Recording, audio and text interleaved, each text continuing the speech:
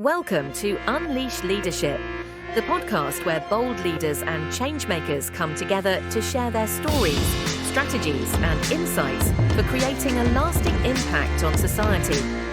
Carla Blanco is your host. For over 28 years, she has been navigating the complexities of the corporate and government worlds, a journey that's taught her that authentic leadership isn't just about climbing the ladder. It's about lifting others as you rise. Along the way, she uncovered the unwritten rules that drive success, the ones no one tells you about, but that can define your career and legacy. On this podcast, she'll sit down with extraordinary guests from around the globe, leaders, visionaries, and innovators who are leaving their mark on the world. Together, they'll explore their journeys, uncover their tips and tricks, and dive into the challenges they've overcome to inspire you to excel in whatever you're facing. Whether you're climbing the corporate ranks, building your personal brand, or leading change in your community, this podcast is your space to grow, learn, and unleash the leader within. So grab a notebook, get ready to take action, and join us on this journey to unleash our leadership potential. Before we dive in, make sure to follow Carla on Instagram, LinkedIn, at Carla Blanco Coach, Carla with a K, and YouTube at Carla Blanco Show to stay connected and get even more leadership tips and updates. Hoy me honra presentarles a Ángel Contreras Cruz, originario de Oaxaca, México, es ingeniero, maestro y cuenta con un doctorado en gestión de la tecnología. Ha trabajado en la industria, el gobierno, el sector académico y el social. Conferencista desde el 2020, comparte lecciones de vida promoviendo la resiliencia, el liderazgo y el poder de transformar adversidad en oportunidad. Ángel, bienvenido. Es un honor tenerte en Unleash Leadership Podcast. Ángel, muchas gracias y quisiera que nos contes sobre tu historia. ¿Cómo llegó Ángel y cuál es tu camino de liderazgo? Ángel, que hoy nos acompaña aquí hoy, sobre tu familia, todo ese camino que has recorrido. Claro que sí, Carla. Bueno, antes que nada, mucho gusto por estar aquí contigo. Gracias por la invitación. Es un placer para mí poder platicar la experiencia de vida, en este caso que yo he tenido. Y pues claro, tratando de responder a tu pregunta, pues yo soy originario del estado de Oaxaca, de la ciudad de Oaxaca, de Juárez, Oaxaca, en México. Soy el cuarto de 5 hermanos. Mi papá fue maestro por alrededor de 40 años. Fue maestro rural, después migró a la ciudad. En uno de esos trabajos como maestro rural conoce a mi mamá, se casan y después se mudan a vivir a la ciudad de Oaxaca. Eh, pues yo quería seguir por ahí un poco los pasos de mi papá, eh, pero por azares del destino terminé estudiando eh, ingeniería industrial. Trabajé para una compañía grande allá en México. Cuando llego a mis 30 años, pues de repente me toca ser despedido y comienza un proceso de autoconocimiento, de evolución, de transformación personal que me han traído al día de hoy a vivir a Estados Unidos. Yo anteriormente nunca había tenido como la idea de venir a vivir a Estados Unidos. Lo veía como una posibilidad muy lejana, no porque fuera algo difícil para mí de tratar de conseguir, pero no estaba en mi lista de intereses. Pero estudiando un programa de maestría en el año 2014, mi asesor de tesis me comenta que si yo quería estudiar en el extranjero, que había potencial en mí para poder estudiar en algún otro país, y ahí quedó esa semillita plantada, por así decirlo, en mi mente. Entonces empiezo a hacer contactos con profesores aquí en Estados Unidos. Uno de ellos, que estaba haciendo investigación en la ciudad de Oaxaca, me invita a venir a la Universidad Estatal de Portland. Y inicialmente yo venía por 5 meses a practicar inglés o aprender inglés, a investigar o a leer un poco de artículos actuales. Aquí las universidades pues son públicas, uno puede entrar, consultar la bibliografía más reciente. Y pues en esos 5 meses conozco a mi esposa y ahí todo cambia porque tengo la necesidad de buscar cómo estar de manera legal en este país. Y pues bueno, ya han pasado 10 años a la fecha y pues estamos aquí el día de hoy. Bueno, y te apasiona la investigación. Contame en ese proceso cómo transicionaste y evidentemente como ingeniero resolviendo problemas y me imagino que buscando la raíz de las cosas te lleva en ese camino de investigación. Contanos un poquito más sobre ese tema de investigación. Claro que sí, pues cuando yo estaba haciendo mi maestría allá en Oaxaca, eh, tengo la oportunidad de comenzar a ser asistente de investigación.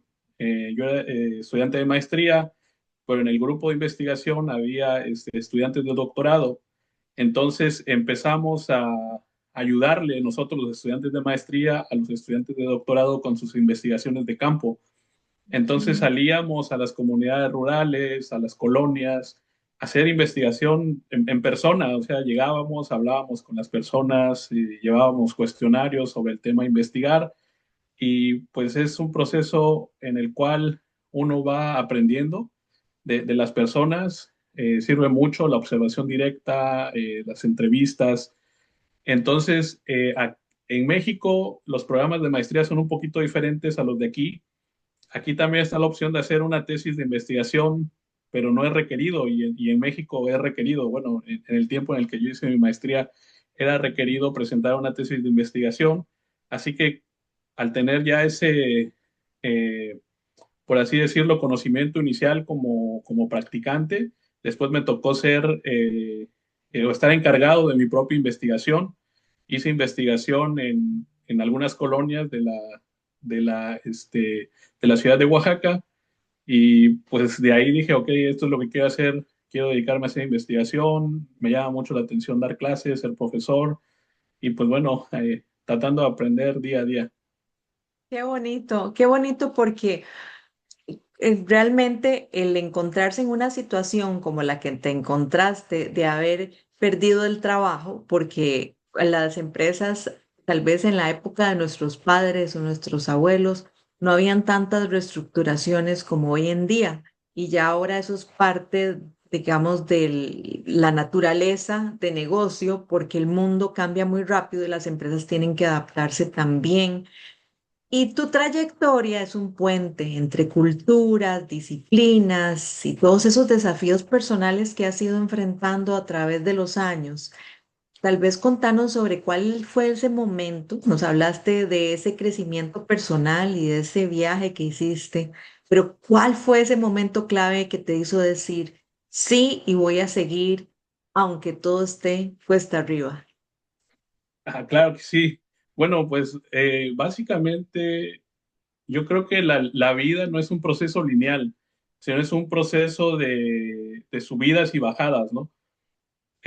Por ejemplo, cuando yo tenía 30 años de edad, trabajando para esta compañía en México, por así decirlo, pues con la vida estable, te hay un trabajo, por así decirlo, bien remunerado, prestaciones, vacaciones, una vez al año, podía yo salir de viaje, tenía mi casa, mi carro.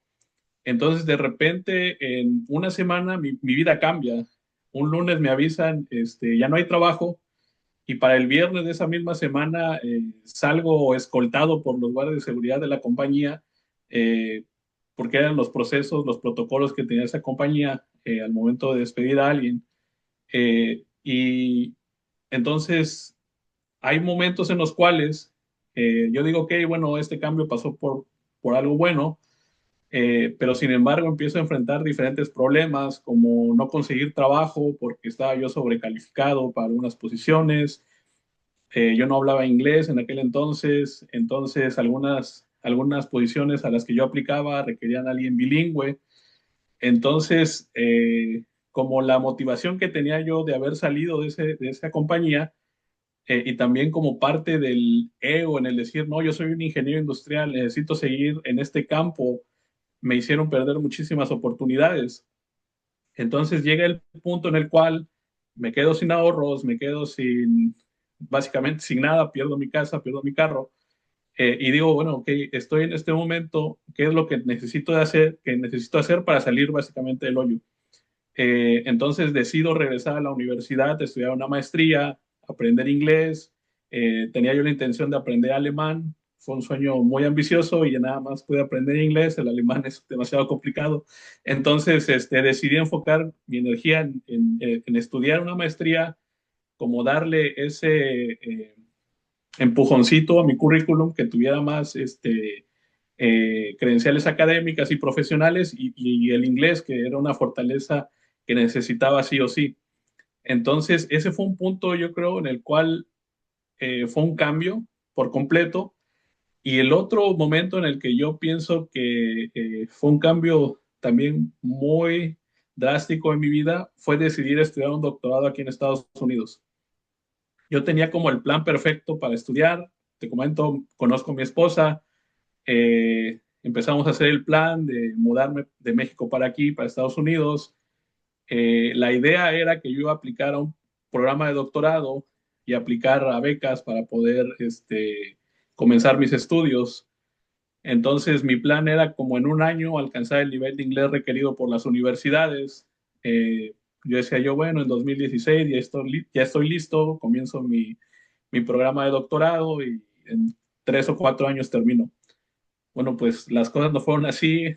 Me tomó más o menos 3 años aprender el inglés o llegar a alcanzar el nivel de inglés que las universidades requieren aquí, porque tenía que presentar exámenes, ¿no? El Ujú. examen, el TOEFL, el otro examen que se conoce como GRE, que es básicamente para todos los estudiantes que quieren estudiar un programa de posgrado en Estados Unidos, sean nativos o sean extranjeros. Entonces, es un examen sumamente complicado y pues yo no alcanzaba ese nivel, ¿no? que se requería. Entonces me toma 3 años y de ahí una vez que me aceptan, yo no tenía financiamiento, me niegan las becas. Entonces fue un proceso de aprender a cómo solucionar todos esos problemas para poder seguir viviendo aquí en Estados Unidos. Muchas veces la gente puede pensar, ok, estando aquí, pues las cosas se dan fácilmente, pero es un proceso de trabajo, determinación, demostrar el por qué una persona es merecedora de ese tipo de oportunidades, ¿no? Como a una beca, como una primera oportunidad de empleo, porque al venir a este país sin tener una red de contactos, muchas veces las situaciones se vuelven un poco complicadas porque nadie puede respaldarnos, ¿no? Entonces Ujú. toma tiempo en ir desarrollando una red de soporte, de contactos, de mentores, de personas que puedan ayudarnos a crecer. Y bueno, una vez que se tiene todo eso, las cosas empiezan a caminar un poco más fácilmente. Muchas gracias por compartirnos con esa vulnerabilidad, porque nos compartiste ese momento tan duro y que al final uno como profesional joven no sabe lo que no sabe. Vos lo que tenías era una ingeniería y claro que es muy lógico que por ahí buscaras las oportunidades. Y también nos comentaste cómo ese momento tan duro te hizo también conectarte con tu esencia. Ahí yo creo que parte de ese proceso de luego seguir a la maestría y encontrar esa pasión por la investigación, pero todo eso no pasa por casualidad. Bien mencionabas la determinación, todos esos retos. El alemán es muy duro, pero el inglés tampoco es fácil. Entonces, muchísimas gracias por dejarnos conocer tus valores y ese esfuerzo. Y todo ese esfuerzo también requiere tiempo. Y entonces contanos.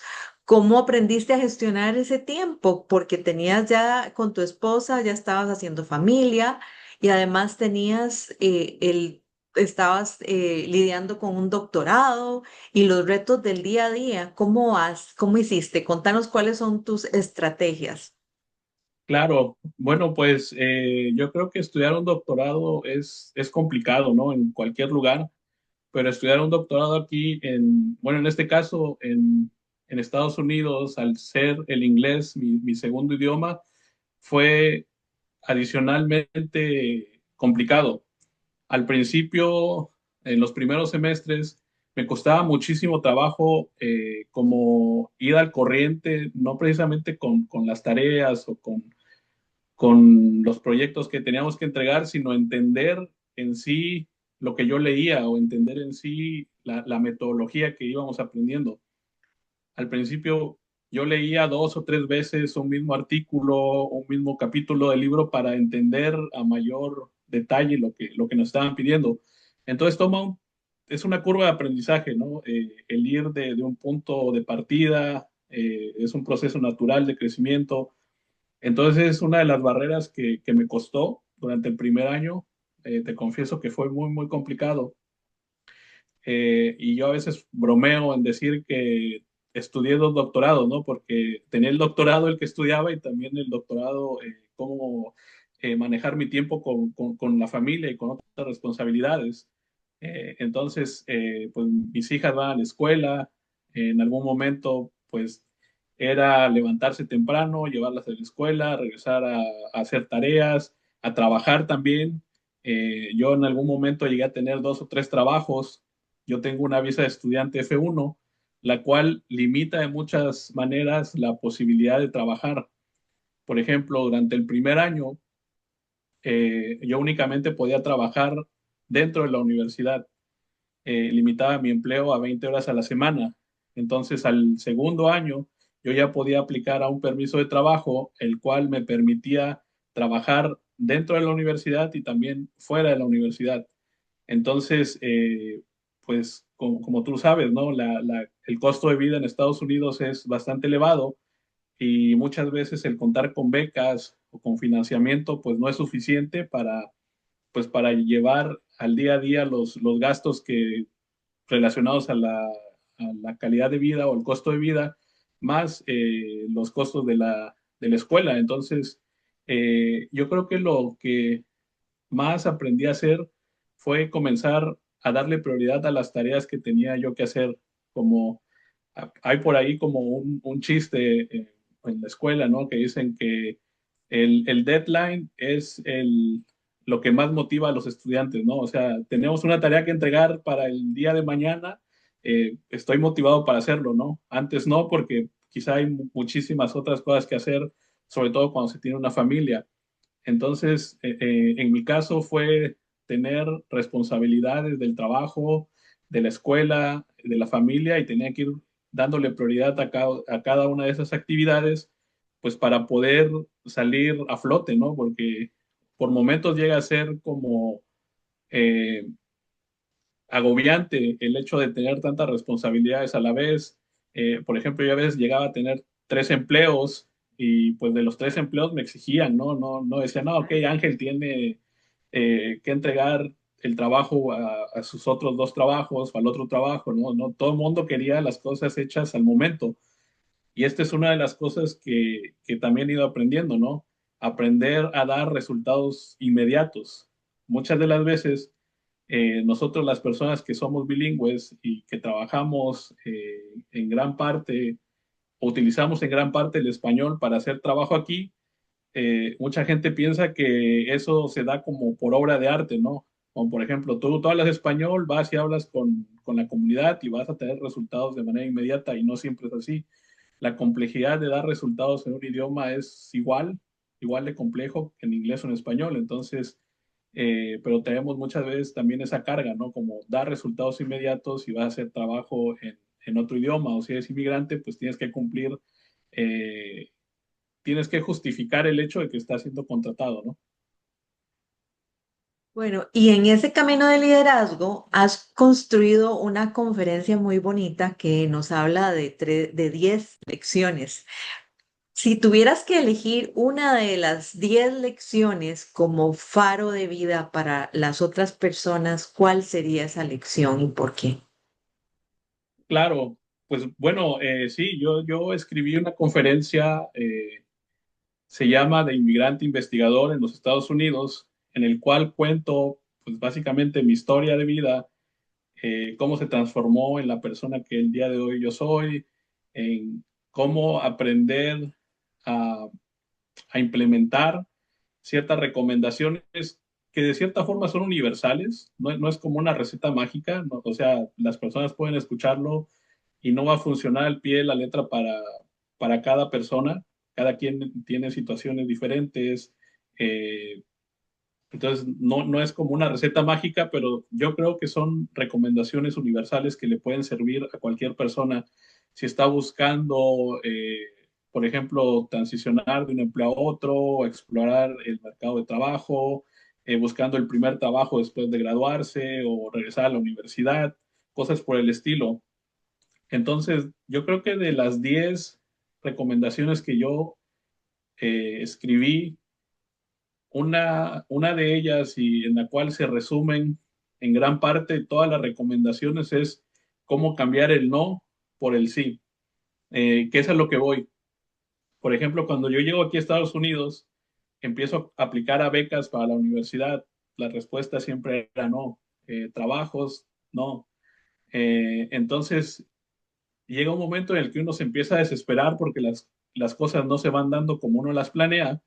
Entonces es importante comenzar a aplicar diversas estrategias, como por ejemplo empezar a desarrollar redes de contacto profesional, conectar con mentores, no ser tímido, no tener miedo. Yo sé que muchas veces nos da miedo mandar ese primer email, contactar con una persona a la cual admiramos, como es el caso para mí hoy en día que estoy aquí contigo platicando.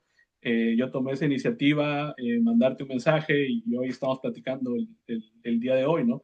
Entonces, es como comenzar a hacerse notar, poner en la mesa qué es lo que uno va ofreciendo, qué es lo que uno puede hacer, ser respetuoso, ser inclusivo, como persona, bueno, hispana, latina, aquí en Estados Unidos, he aprendido que también uno colabora con personas de muchísimas partes del mundo, de diferente cultura, entonces uno tiene que aprender a ser respetuoso con todas las personas porque uno no sabe cuáles son las costumbres que son correctas o incorrectas, ¿no? Entonces uno tiene que tener siempre los oídos abiertos para estar abierto a la crítica constructiva, y si uno aprende, o más bien si uno comete un error, pues ser humilde y pedir una disculpa, solucionar el conflicto, tener una comunicación abierta. Yo creo que esos son herramientas fundamentales y pues de repente todas las cosas se van empezando a dar. Como te decía, Ujú. ¿no? Al principio eran únicamente nos, de repente en algún momento yo tenía eh, 3 o 4 diferentes becas. Mi último año de universidad yo prácticamente pagué menos de $500 por el último año, por así decirlo, cuando pagaba más o menos $25,000 de colegiatura. Tenía yo 3 trabajos, eh, y a veces me llegaban y me ofrecían otros proyectos, invitaciones para dar pláticas, invitaciones para colaborar en proyectos de investigación. Y yo también creo que también es importante a veces como voltear la frase y aprender a decir que no a veces, porque uno no puede ser como omnipresente, no puedes estar en todos lados, no puedes tomar demasiados proyectos porque en algún momento vas a quedar mal. Entonces, pero yo creo que este punto principal es como un gran resumen de la conferencia que a mí me gusta, que a mí me gusta dar, y que estoy buscando también los foros en donde puedo dar este tipo de charlas.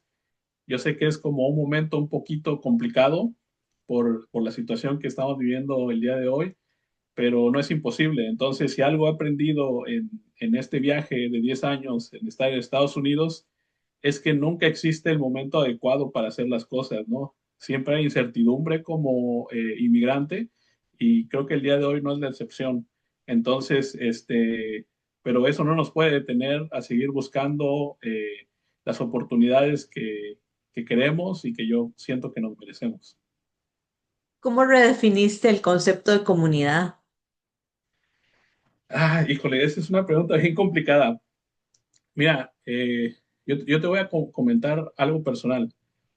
Mi, Mis papás son del mismo estado allá en Oaxaca.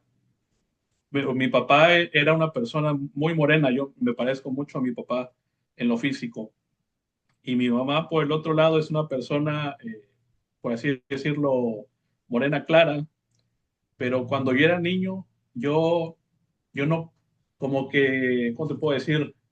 No estaba del todo satisfecho con mi apariencia física. Yo rehusaba mucho de por decir, ¿por qué me parezco a mi papá y no me parezco a mi mamá?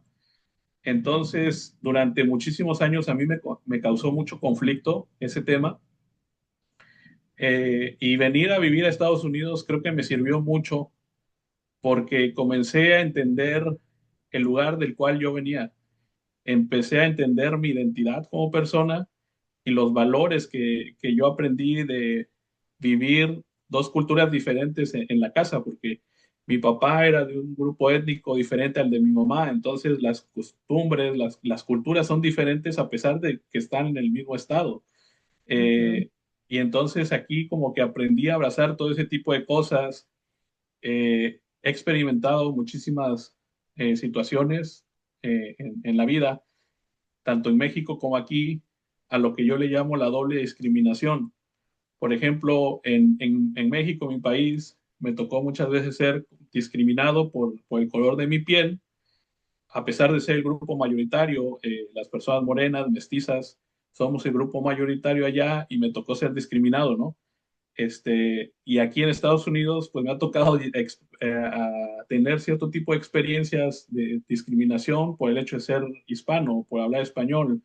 Entonces es como tener que abrazar lo que eres, sentirte orgulloso de tus raíces y pues dejar en claro que la persona que eres es lo que vas a hacer siempre y tienes que dejar eso en claro, ¿no? En el momento en el que estás con colaboradores, que estás con un equipo, yo creo que tú puedes decir, ok, yo lo que traigo al equipo es esto es lo que yo puedo aportar, conocimiento, experiencias, perspectiva de otro país, experiencia internacional, otro idioma, y pues eso muchas de las veces viene a sumar, entonces es siempre bienvenido, ¿no? Yo creo que los inmigrantes traemos otro tipo de experiencia en nuestros países de origen y, y sirve aquí cuando hacemos el trabajo, cuando hacemos,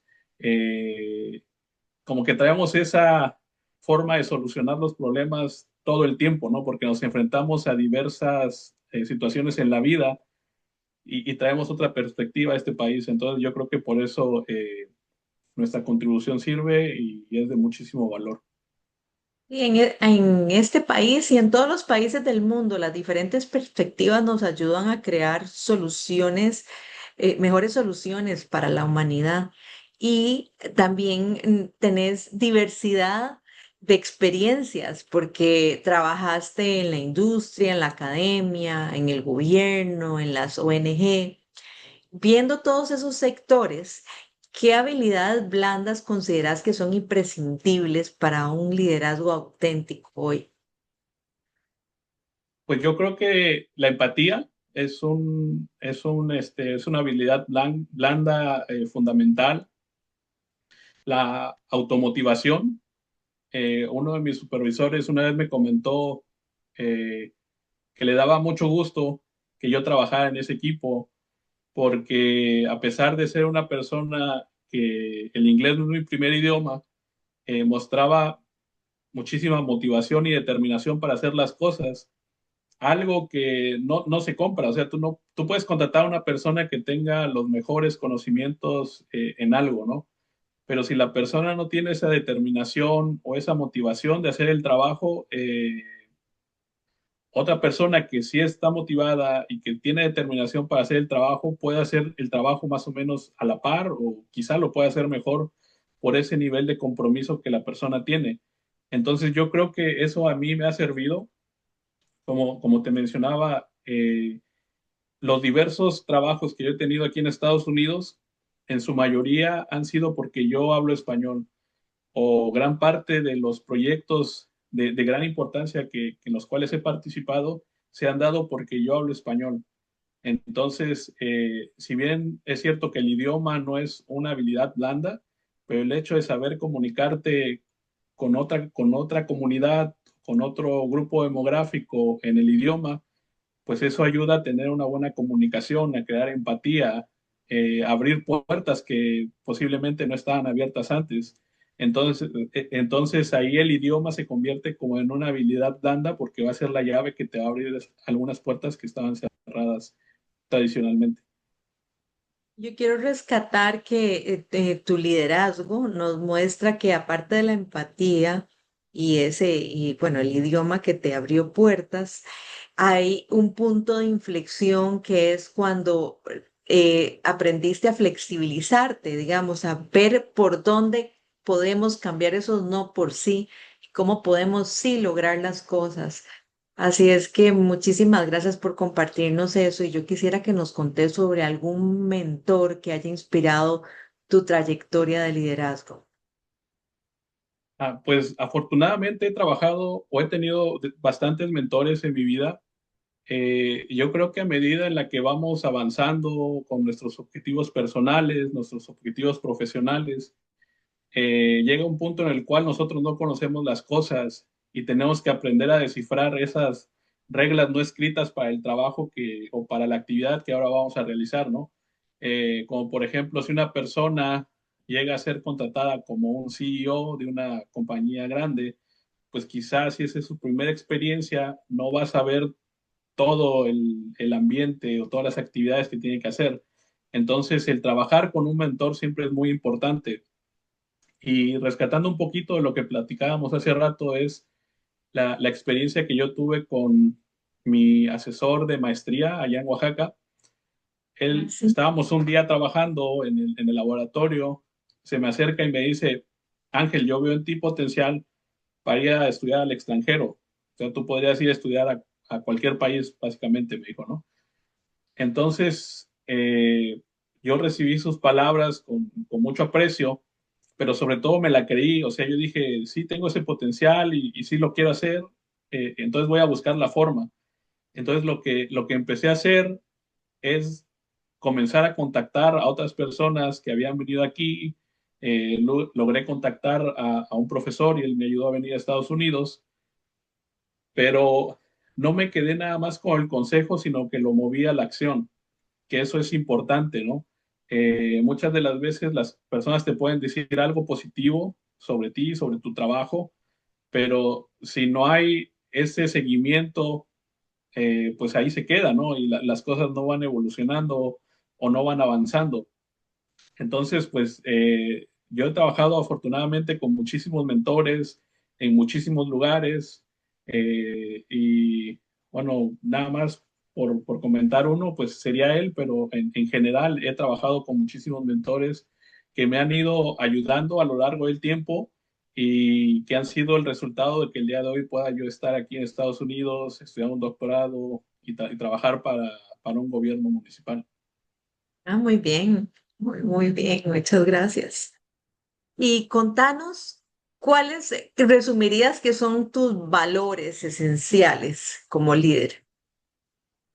Como líder, pues a mí me gusta ser una persona que se abre a la plática, me gusta platicar, me gusta charlar, me gusta conocer a mi equipo, que no nada más me platiquen sobre lo profesional, pero también sobre lo personal, conocer cuáles son sus vulnerabilidades, cómo podemos apoyarnos mutuamente. Eso es algo que yo hago muy a menudo, por ejemplo, con mi actual supervisor. A veces tenemos pláticas pues por así decirlo, casuales, que no son precisamente relacionadas al trabajo, pero que nos sirven para conocernos mejor y cómo poder venir con ideas y mejorar el proceso pues, del trabajo, ¿no? Básicamente.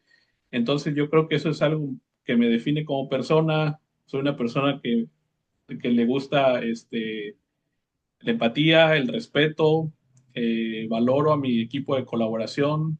Algunas veces me ha tocado ser como el líder principal, otras veces me toca jugar un rol de secundario, por así decirlo, pero siempre trato de apoyar, digamos, hacia arriba y hacia abajo, ¿no? Este, otra de las cosas que es importante como líder creo que es aprender a gestionar. Por ejemplo, uno no puede hacer todo cuando estás a cargo de un proyecto, entonces tienes que aprender a delegar, a confiar en tu equipo para que ellos también vayan creciendo contigo.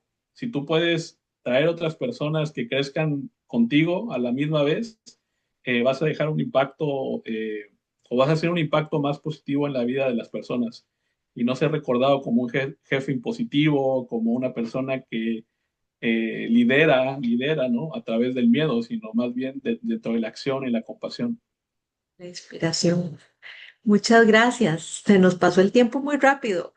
Decinos qué significa Unleash Leadership para vos. Bueno, para mí yo creo que todas las personas tenemos una capacidad de liderazgo. Entonces, esta frase para mí significa el identificar cuál es nuestro estilo de liderazgo y no tener miedo, identificar lo que llevamos dentro y atrevernos a liderar equipos o a personas desde lo que somos nosotros mismos, ¿no? Aprender a dejar huella en nuestros colaboradores, en nuestro equipo, en nuestra familia. Yo creo que eso es algo muy importante y bueno, si me lo permites, también decirlo que el liderazgo aquí en este país necesita ser latino, necesita ser hispano, necesitamos mostrarnos como una comunidad que sumamos, ¿no? Al desarrollo de este país y a donde vayamos somos personas que podemos hacer el trabajo muy bien y pues bueno, yo creo que estoy frente a una persona que ha hecho ese tipo de trabajo, tú Carla en especial, tienes una trayectoria increíble y bueno, muchísimas gracias por la invitación y es un placer para mí estar aquí contigo platicando. Muchas gracias. A abrazar nuestras raíces y a trabajar juntos porque juntos podemos hacer una gran diferencia. Muchísimas gracias y feliz día. Gracias por acompañarnos.